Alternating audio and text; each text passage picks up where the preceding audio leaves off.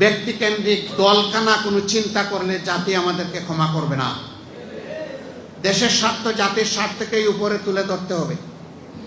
সাংবাদিক বন্ধুগণ, আপনাদের কাছে বিনয়ের সাথে অনুরোধ, আমরা যে কথাগুলো বলি ভালো লাগলে হুবহু এগুলো প্রকাশ করবেন, ভালো না লাগলে পুরোটা বাদ দিয়ে দেবেন।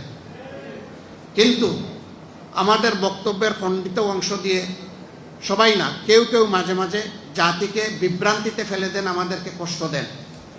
তাদের কাছ থেকে আল্লাহর দরবারে আমরা আশ্রয় চাই, এ কাজ করবেন না। আপনাদের দুই একজনের কারণে গোটা সাংবাদিক সমাজ কেন লজ্জিত হবে? যাদেরকে বলা হয় তাকে জাতির বিবেক, এই বিবেককে আপনারা লজ্জা দেবেন না। যার যার জায়গা থেকে আপনারা নিজ দায়িত্বটা সঠিকভাবে পালন করবেন। বক্তব্যের কাট মিস নয়, ভালো লাগলে পুরোটা, না লাগলে আউট, সারাটা আউট, ব্ল্যাক আউট করে দিবেন। আমরা কোনো সংগ্রাম করবো না আপনাদের, কিন্তু ব্ল্যাক অ্যান্ড হোয়াইটকে এক করবেন না, হোয়াইটকে ব্ল্যাক বানাবেন না। বক্তব্যের সেন্স পাল্টানো ঠিক হবে না। আপনারা সমাজের চতুর্থ স্তম্ভ, এটা ভুলে যাবেন না।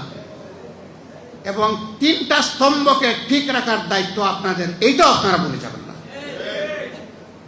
সমাজের দুইটা অংশের দায়িত্ব সার্বজনীন, একটা সাংবাদিক সমাজ আর একটা হচ্ছে রাজনৈতিক সমাজ। এই দুই সমাজকে দেখতে হবে চতুর্দিক থেকে, একদিক থেকে দেখলে চলবে না। খোলা চোখ দিয়ে দেখতে হবে, বন্ধ চোখ দিয়ে নয়। দুই চোখ দিয়ে দেখতে হবে, এক চোখ দিয়ে নয়, যাতে ইনসাফ কায়েম হয়। যারা এই মহৎ কাজে জীবন বাজি রেখে লড়াই করে যাচ্ছেন, নিঃসন্দেহে আপনাদের এই জব, আপনাদের এই কাজ খুবই চ্যালেঞ্জিং। বহু জায়গায় কাজ করতে গিয়ে আপনারা, সত্য তুলে ধরতে গিয়ে আপনারা বিভিন্ন সময় নির্যাতনের শিকার হন। আপনাদের জীবনও গিয়েছে দফায় দফায়। আমরা আপনাদের প্রতি গভীর শ্রদ্ধাশীল। আমরা আমাদের পক্ষ থেকে আপনাদেরকে নিশ্চয়তা দিচ্ছি, আশ্বাস নয়।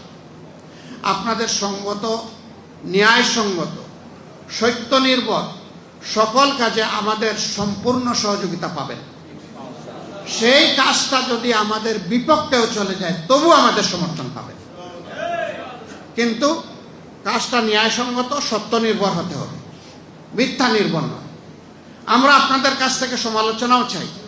পত্রিকার দুইটা পার্ট, একটা হচ্ছে নিউজ আর একটা হচ্ছে ভিউজ।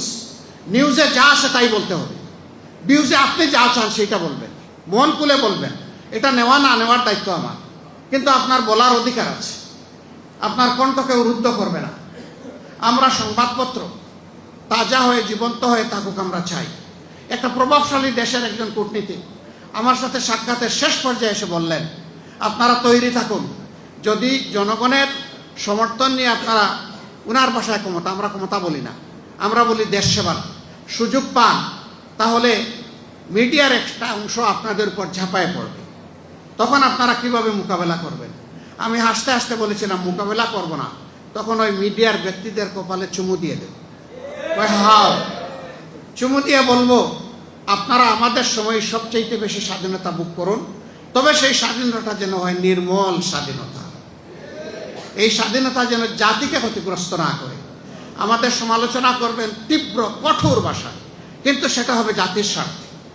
আমাদেরকে ছাড় দেবেন না, ধরবেন, ভালো করে ধরবেন, এমনকি হাতে ছাই দিয়েও ধরবেন, কোনো সমস্যা নাই, কিন্তু ধরাটা যেন ন্যায়সঙ্গত। এইটুকুই শুধু আমাদের অনুরোধ।